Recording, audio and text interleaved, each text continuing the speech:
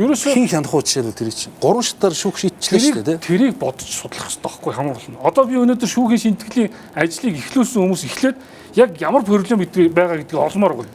Тэгэхээр энэ проблем хамгийн гол иргэдийн хүсэл шаардлагыг та нар мэдсээр байгаа мөртлөө энэ яах вэ? Ирээдүйдээ сайхан болъё гэдэг ийм ярьж болохгүй шүү дээ. Хамгийн гол нь өнөөдөр бид нар тэр шудраг ёсны өгүүлбэр байгуулъя гэж байгаа юм бол бид нар өнөөдөр шудраг ёсны өгүүлбэр байгуул шудраг ёс тэр шийдвэрүүдийг дахиад нэг оруулчих л да. Оруулаад гаргая. Одоо олон хуульч одоо шинжээчдэн сууж агаад төр дангаараа шийдвэрлээд явцсан юмнууд байж лээ. Бидний одоо жишээл шүүх зөвлөдөж байгаа тэр танхим эднэрт яригддаг яриануудыг одоо бичээд авцсан бичлэг эднэр бүртэл байж байгаа шүү дээ. Одоо хөдөө орон нутгаас хүмүүс бидэрт сонин гомдолт тавьдаг шүү дээ. Шүүх зөвлөдөж гинэ гэж хүмүүсээ гаргаж яачааг шүүгчин цонхороо гараад хүүхдэд цэцэрлэгээс авчиад ирээ буцаа шүүх урдаа орж ийн гэх мэтчлээ ингээ хүн итгэмээргүй тэгсэн мөртлөө шүүхтэр бодитор байгаа асуудлуудыг ард иргэд чи өөрсдөө хянаад гаргаад яваад субъектив болно. Шүүхийн бие даасан байдалд аюу муугар нөлөөлөх байхгүй. Үгүй. Одоо хараад түрүүтэр гэр бүл цуслуулсан л гэж байна. Шүүгч тэр дээр нөгөө нэг ээж охин хоёрын нэртэй холбоотой асуудал шийдэж хэрэг захирамжийг үүссэн л. Шүүгч нэг захирамж гаргаад хэргийг тэмцлийг хүлээж авахаас татгалцсан. Тэгвэл тэр захирамжийн дараа тэр гомдлыг хүлээж аваад шүүх анхан шат, дав заалтах шат, дээч шийдвэр гарцсан хэрэг юм байна л. Тэр захирамж бол одоо 7 хоногийн хугацаанд юм уу те ингэж гарсан. Ажилдаа хариуцлагагүй бол хариуцлагагүй. Хизээч тэгж болохгүй. Энэ бол том алдаа. Уучлаарай. Тэр захирамжийг бол хэргийн хувьцаанд огт нөлөөлөв. Тэгэл дараа нь дахиж нэг хэмжлээ гаргаад шийдвэл захирамж гарч болохгүй гэж зөвшөөрч чинь те. Гэх хэмжлэнгээр энэ ялгаж зааглах ажлыг хийх. Энэ чи өөрөө боломжгүй байх. Тэгээд энэ бас энэ тогтолцооноос гадна ингэх юм бол одоо нэг шүүн таслах ажиллагаа явагдах процесс бол их хууль бус буюу их маргаантай байдаг гэдэг их гомдлох юм шүү дээ. Энийг одоо яг хэрхэн яшигдвэрлэх? Одоо энэ шүүхийн сонгодог хоёр хэлбэр л байдаг л да. Ер нь бол хамтарсан шүүхийн шийдвэргээд манайх шиг их газрын систем тус орнууд хоёр дээр нэг буюу ардын төлөөлөгч одоо төрийн төлөөлөгч шүүгч ингээ 3 хүн хамтарж байгаад ингээ зөвлөлт тасалгаанд ороод хамтын шийдвэр гаргадаг. Энэ бол манад социализмын үеч гэсэн байсан систем. Тэгээд төр ард түмэн гэсэн хоёр субъект нийлжиж Монгол улсын нэрийн үнэс гэсэн шийдвэр гарч байгаа. За англо-саксон гэдээ яриад байгаа улс орны шүүхүүд бол одоо дамжмал өөрөөр хэлэх юм бол тангарахтан тэгээ шүүгч гэдэг ийм хоёр субъект шийдвэр гаргадаг. Тангарахтан гэдэг нэг 12 хүн янз янзын тоотой энэ ард иргэд нь үйл явдлыг сонсож байгаа буруутай гэх юм бол шүүгч нь бурууг нь баталж шийтгэл оногдуулдаг. Буруу гэж үзэх юм бол буруу гэсэн шийдвэрийг батлаад цагаатах тогтоол үлддэг. Ийм дамжлах шийдвэрийн ийм хоёр сонгодог систем л энэ дэлхий дээр байгаа шүү дээ. Манайх бол өнөөдөр дан төрн шийддэг ийм систем байгаа байхгүй. Иргэдийн төлөөлөгч гадна. Одоо бид нар шүүх бол их хаалттай бичлэг эднэр хийлэгдгүүл дээ.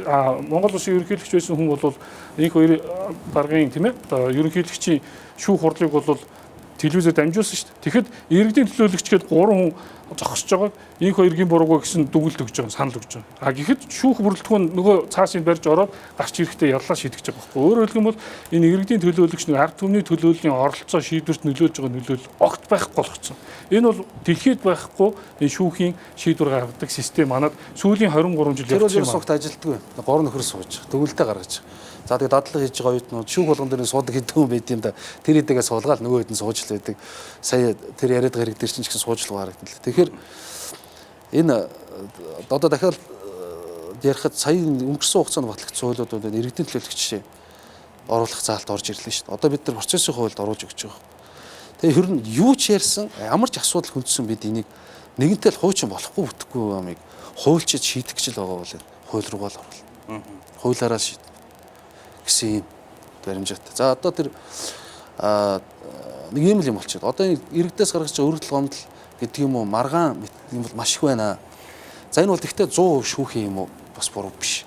Энэ наан шаачт зөндөө юм би. За мөрдөн байцаалтын шат гэж нэг том шат бий. Хүн хэрэгт холбогдох үед. Маш том шат. Энд бол оролцогч том оролцогч бий, прокурор гэж оролцогч бий. Ингээд шатандаа ерөөсөө маш олон байдлаар хүний эрхийг зөрчдөг. За тэгээд хүний эрхэнд халдж байгаа үйл ажиллагаанууд, хүнийг цагдан хорж байгаа үндслүүд гэдэг юм. Энэ юмнууд маш бүрхэг. За тэгээд нөгөө тагнадаг, чагнадаг, гүйцэтгэх ажил юмнууд болох тусан загуу тэр нууц юмс хинч харж болдгүй юм. Тинчээ ингээ авч хайцсан. Тэнд юу болж байгаа бүүм бас хяналтанд сул ингээ байгаад байгаа байхгүй. Тэгээ хүнийг бол одоо дуртай хорчиж болдог, өрөө үүсгэж болдог нэг юм дур зоргийн нэг процесс манад байгаад. Тэгээд одоо гадна ч юм уу амьдарч байгаа хүмүүст уулзахаар нэг тийм шалтгаан хэлж. Тэд нэр цаг агарын сайханд юм уу, цалин мөнгөний сайханд явж байгаа хүмүүс байдаг л. Гэхдээ ихэнх нь тийм хэлж. Хүн чинь аюулгүй шүү дээ. амар тайван шүү дээ. Монгол шиг тэгээ хин нэгэн дарамтлаад байхгүй. Ингээ хэлээд байгаа байхгүй. Тэгээд одоо маргааштай чуулган дээр яригдана л да энэ бүх байцаан шийдэх ажиллагааг чи яаж хүний эрх зөрчихгүй болох юм бэ? Яаж дахиж алдаа гарахгүй байх юм бэ гэдэг чинь бид нар энэ хуучин нэрээр эрүүгийн байцаан шийдэх бол одоо гэмт хэрэг хэн шийдвэрлэх тухай хуультай тусгаж байгаа санаад. Шүүх хурлаг гэхэд бид одоо 3 үе шаттайгаар хийгэж. За эхлээд шүүх хурлааны товыг тогтооно оролцож. Яг хизээ шүүх хурлаа хийх юм. Надад нотлох хуримтай үнэлдэг шүүх хурлаа хийгээд ингээ хамгийн сүүлд хүнийхээ гин буруутай эсхийг яриад.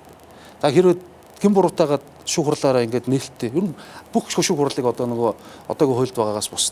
Одоогийн хууль байгаа шиг нөгөө насан туршиг үтгээтэй холбоотой хүчингийн чимийн хэрэгүүдийг хаалттай явуулаад бүгдийн нэрдэд нээлттэй явуулаад шүүх хурал дууссаны дараагаар хэрвээ тэр хүн гин буруутайг тогтоох юм бол одоо энэ нөхөрт ямар яа шийдэл оногдуулах юм бэ? Торход өгчөөл мөнгөтэй юм уу? Гимтэр хойрчлоо барагдуулсан юм уу? Энийг 90-20-нд өгчих үү? Хэрвээ одоо сая нөгөө заазурдуул хүүхд заазурдуулдаг шиг гэр бүлээ хүчрхийлээд байдаг нөхрийг бол яаж үр хөвгтөөс нь холбуулах хэрэгтэй юм байна юм шиг. Энийг ярьдаг хурал их юм гэхэд. Бид ингээд олон тогтолцооны аль манай тохирох элементийг л хөрсөндөө буулгаад л хийгээд байгаа. Даанч одоо ингээд Баталтал шүүмжлээд байгаа. Та хоёрыг би жишээлх юм бол нэг ийм зүйл асууч уучлаарай бити имзэглээрээ. Оноо хоёроо оролцох зүйл хоёулаа жишээлх юм бол тэр нэг машин цуугаад ингээд явж исэн хоёр хүн шүү дээ. Жишээлх юм бол тань дээр тохиолдсон явдал шудраг байсан уу? Тань тохиолдсон явдал шудраг байсан уу? Та хоёр хоёулаа шудраг бус гэдэг үгийг хэлжсэн. Одоо энэ шудраг бус гэдэг дээр санал нийлээд шинжлэх гэдэг одоо би жишээлбэл 2006 юундаа байсан гэдгийг 2006 онд анх энэ шүүхийн шүү юм уу гэж ингээд яриад эхэлж байгаа хүн болгонод болгоомжлуулж байгаа байхгүй. Наа чи хизээж бүтэхгүй гэдэг. Тэгээ өнөөдөр би ингээд эргээд харахад бол би ганцаарддаг юм байна. Төрийн бас байгууллага ингээд бас шороо оронд ороод ингээд хилмигдээ зүтгэсний үр дүнд өнөөдөр Монгол улсын ерөнхийлөгч нь бүр Монгол улсын эрх барьж байгаа нам нь тийм ээ шүүхийн шинжилгээ гэдэг ингээд мөрийн хөтөлбөрөөр тусгаад ингээд юм хийж байгаа нь сайхан байгаа байхгүй. Гэхдээ би энэ шинжилгээ хийж байгаа нөхдүүдтэй санаа нийлэхгүй байгаа зүйл би жишээлбэл өөрөө 10 гаруй жил ингээд судалгаа хийгээд надад одоо нэг 2 3 хуулийн төсөл байгаа юм. Хүний эрхийг нэмэгдүүлээд төрийн эрхийг жоохон хязгаарлаад өгсөн ийм зохицуултыг хийгээл ерөөс нь ганц 2 хуулийн дээр өөрчлөлт хийгээд ингээд зохицуулж болохоор тийм зүйл харагдаж байгаа. Манай нөхдүүд болохоор шинжилт хийж ингээл бүр оронгоор нь эргүүлэх гээд өмнөх юм бүгдийг нь үгүйсгээл тэгэл тэрнийхээ үндэслэл шалтгааныг тайлбарлахгүй би одоо ингээл үзээ сууж байгаа л та. Би өнөөдөр яагаад чимээгүй байж чадахгүй вэ? Хүмүүс шинжилээд байхад нь би яагаад чимээгүй байхгүй ингээ эсэргүүцэж байгаа юм ихлээр худлаа шинжилгээ өгдөг юм. Тэр дунд чинь. Тэгэхээр өнөөдөр бид нар юу хийсэж байгаа юм ихлээр энэ сайхан үнэн чударгаар шийдвэр гаргадаг шүүхийг хүсэж шүү дээ, тийм ээ. Өнөөдөр үнэхээр энэ тэр судалгаа шинжилгээ гэдэг ингээл юм яриад байгаа. Энэ судалгаа шинжилгээ хийж байгаа хүмүүсээс ягаад гадуур яваад байдгийг. Би жишээлбэл 10 жил энэ салбарын төлөө ингээд санаа зовоод ингээд судалгаа хийсэн. Иргэний нийгмийн байгууллага ингээд судлаачдын үг сонсохгүй байна л гэж хэлээд байгаа юм шүү. Ерөөсөө судалгаанд тэр хүмүүсийг оролцуулахгүй, ерөөсөө улс төрийн хүрээнд, танил талын хүрээнд ч гэдэг юм уу ингээд явцсан хүрээнд энэ ажил хийгээд байгаа болно шүү. Үнэн. Энгүүл шууд бүтэглэг болно. Үнэн. Одоо жишээлбэл хууль зүйн үндэсний хуулийг хэрэгжилж байгаа бүх байгууллагын төлөөлөл байна. Хууль зүйн үндэсний хүрээлэн дээр санал авч байна гэж байна. Хуулийн төсөл дээр санал авч байна гэж байна. Бид нар очиж байгаа. За очиод нэг ийм юм дээр санал өгье гэдэг. За хаягаа өгч хуулийн төсөл явуулъя гэж байна. Нөгөөдг нь ирдэггүй. За ирлээ гэж бодоход очиод төсөл дээр нь ажиллаж байгаа ямар хүмүүс байгаа гэхлээр 3 хүний нэрлэж байгаа. Тэгээд байна уу гэхлээр байхгүй гол. Энэ дамаа нь процессын том хуулиуд учраас энэ ажлын хэсэг нь бол маш олон хүмүүс байгаа. Ерөөсөө энэ хуулийг хэрэгэлдэг, энэ хуулийн дагуу үйл ажиллагаа явуулдаг бүх байгууллагын төлөөлөл бий. Ажлын хэсэг дээр үе маргаан, мэтгэлцэн, үйл ойлголцож юм зөндөө гарч ирсэн. Яг гэвэл ингээд ойлгоцсон зөрүү. За дээрэс нь энэ асуудал хандлагын зөрүү энэ төр гэх. Тэгвэл эцсийн дүнд бол бид нар хийсэн л байна. Тэгээ одоо энэ хууль маань би бүр нэг юмар зориуд багч байгаа. Энэ хуулийг бичих явцад жишээлбэл улсын ерөнхий прокурорын орлогч Эрдэнэт прокурор маш хүрэхтэй оролцсон. Тэгээд манай эрүүгийн эрх зүйн шинжилгээ ухаан хуульчд энэ чи дотроо манай чи эрүүгийн эрх зүй, иргэний эрх зүй, гэр бүлийн эрх зүй гэдэг байгаа шүү дээ. Энэ шинжилгээ ухаан Монголд бол асар том дэвшил гарч байгаа. Энийг ойлгох хэрэгтэй. Асар том өсрэлт гарч байгаа. Жишээ. Зүйл заалт болгоноор бид нар ярьж болно. Чинь одоо нэг сонин юмудаар бид нар шүүмжлүүлээ байж л да. Одоо хүүхдтэй 5 слабаа өгч болохгүй яа дээ. Тэгэхээр шийтгэх гээд нэрэг үйлд оруулж байна. Гэхдээ дэлхийн эдийн засаг руу явцсан шүү дээ. Энд чи гинт хэрэг үнэ мөн шүү дээ. Ер нь бол тэгээд ингээд сонь зүйлээр л өөрчлөлөөд байгаа. Тэрнээс тэр ял шийтгэлүүдийн төрлүүд жишээлбэл ял шийтгэлээ. Одоо шоронцны нийгэм болол хорхол тасралтгүй өсөж байгаа сүүлийн жилүүд. 2 удаа өршөөлөвөл гарчаад одоо 3 дахь удаа өршөөлөвлийн төсөл өргөн баригдана гэж ярьж байна. Санал аваа явж ил. Ингээд ахтлан 20 агуулгач дүүрэн байгаад байна. Тийм. Бид ингэ шоронгоо хүнээр дүүрэн байлгах хэрэгтэй юм. Энэ рүү чиглэхийн тулд яах хэрэгтэй юм батал. Хуулиар гаргана шүү. Хуулиар гаргана шүү. Одоо албан тушаалтнуудыг гэмт хэрэгтэй тэмцэх. Одоо нийгмийн баялагын тэгш бус хуваарлалт одоо энэ ер нь би одоо та бүхнээс асуумаар байна. Шинжлэлийн засгийн газар гарч ирэл ингээл хууль зүйн сайд нь ерөнхийлөгч нь ийм том хэрэг илрүүллээ гэл твиттерээр жиргээл тэгэл хэвлэл мэдээллийн хэрэгслэр ингээд зарлаад иж болт юм уу? Орхон нарт холбогдох хэргийг одоо ингээд илрүүлээ ноцтой хэрэг их нэртэйг нийлээд эд зууцсан мэс их нэр нь өнөөдөр цагаатчилж. Тэгвэл яагаад та нар ингээд шүүхээс гин буруутай нотлогдох хүртэл хэнийг ч гин буруутай цооцож болохгүй гэсэн зарчмыг хууль зүйн сайд нь хүртэл хууль зүйн байгууллагын хүртэл ингээд төрийн захиргааны байгууллагын хүртэл зөрчөөд олон нийтэд мэдээллийгээд тэгээд хүмүүс нь төөрөгдсөн.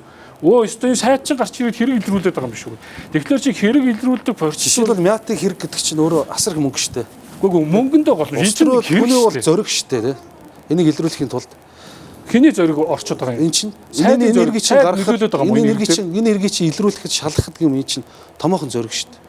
Тэр зориг нь хинээс гараад байгаа? Сайдаас гараад байгаа юм. Хүний салбар шинжлэх гэж явж байгаа хүмүүсээс гарч шүү дээ. Хинээс гарч байгаа. Тэгээд Зөндөө бол хэрэг нүдэн дээр чийл байгаа үст. хэргийг хариуцаад авсан тэр ууцсан юмуд хэргийг хариуцаад авсан тэр мөрдөн энэ юуг энийг олон нийт мэдээлэх юунд эсэргүүцэж. Тэгээ улс төрөөс ягаад нөлөөтэй байгаа юм хуулийн салбар чинь тэгвэл. Мэдээлэл яагаад зүгээр тийшээ олон нийт өгж болдог. Тэгвэл ягаад тэр хэргийг Хэргийг амнасыг бодит ажиллаа шалгаж байгаа хүн нь өнөөдөр мэдээлэл өнөөдөр хэлж л байгаа үст. Ийм хэрэг үлдэглээ. Би ийм байдал нь ийм байна гэл. Гүг харин би танаас асууж шүү дээ. Гүг мэдээлэл болно. Хэн мэдээлэх вэ? Хэдийд мэдээлэх вэ? Яаж мэдээлэх вэ гэдэг чинь маш чухал байхгүй юу? Өнөөдөр хуулийн байгууллагын хажуудаа хэр мэдээлэл хэрэгжилтэй албатай. Заавал тэр мэдээлж байгаа процедур нь бол бас хууль зөрчиж байна гэж үзээд байгаа юм шүү. Хууль зөрчиж байгаа юм шиг. Ер нь хуулийн салбар улс төрөөсөө хараад болцсон тодорхой томоохон жишээ нь энэ байгаа байхгүй юу? За би таныг сая тэр прокурорын байгууллагын тухай та ярьлаа. Өнөөдөр улсын ерхий прокурорын даргын 32 тод тушаал гээд цагдаагийн албан хаагчдыг бие дааж хараад бус ажиллах ямар ч нөхцлөөс нь халаа эзний тогтоол тушаал шийдвэр байж шít. Одоо мөрдөн байцаг ширэг үртгэгч нар дээр яваад очихлоо бие даасан шийдвэр гаргадаг нэг ч хүн байхгүй. Прокуророос асуун, прокурорын зөвшөөрөлтөй болно. Тэгээд нэг буруу шийдвэр гаргацсан байхлаар эн чинь буруу байна гэж яваад очихлоо прокурор батсан гэдэг. Нөгөөдний болохоор санд гаргасан гэдэг. Иймэрхүү алдаа байж. Нэг яалтч эрх хэмжээний хүмүүс одоогийн баг эрэг хууль тогтоомжийн ийм шийдвэр гаргачихж байгаа байхгүй. Эрх мэдэл байна шít. Тэрийг ийм дураараа тавьдаг байгууллага шийдвэр гаргаж болчихсон шүү дээ. Тэрийг харин одоо нас засахын тулд яах? Хуулиар хөрчлөө шít. Тийм чинь арчилсан засаг гарч ирээд дорилгожов гэдэг прокурор тавигдсны дараа ийм ажиллагаа хийгдсэн шүү дээ. Та хэд бол өөрсдөө хуульч сайн мэдж байгаа. Тэгэхээр би өнөөдөр хэний ч тал биш. Би бол энэ шудраг үнэн одоо хуулийн салбар руу шудраг байгаас ямар ч гэмтэй нүгэлтэй хүнийг одоо нүдээ боосон тэр Фемидо бурхныхаа адилаар өмнө хэн байгааг харалгүйгээр үнэнч зөвөр шалгаж шийддэг, ял оногдуулах ёстойг нь оногдуулдаг байгаасаа би хүсдэг шүү дээ. Тэгэхээр хуулийн салбарт санаа зовдөг, мэтгэлцдэг, энийг шинжлэхийн төлөө зорддог төрийн байгууллагын ч байна. Иргэний нийгмийн байгууллагууд нь ч байна. Төрийн салбар шинжлэгдэнэ. За тэгэхээр манай хүрэлцээсэн та бүхэнд баярлалаа. Тэгээ маргаашийн хилцүүлэг бас тодорхой үр дүнд хүрэх байх гэж бодож байна. Ямар ч байсан бүгдээрээ харж сууя. Ер нь ингээд иймэрхүү маягаар хилцмээр байгаа. Бид нар муудалцахтаа маргалтахтаа болно биш. Хамгийн гол нь зөв зам олж харах нь одоо чухал байгаа байхгүй. Тэгээ хийнийгээ давхтаа болно биш. Ингээ үзэгчтэй програмыг хүргэдэг манай онцлог мэдээлэл хөтөлбөрөөр өндөрлөж байна. Хаглан тус та бүхэнд баярлалаа.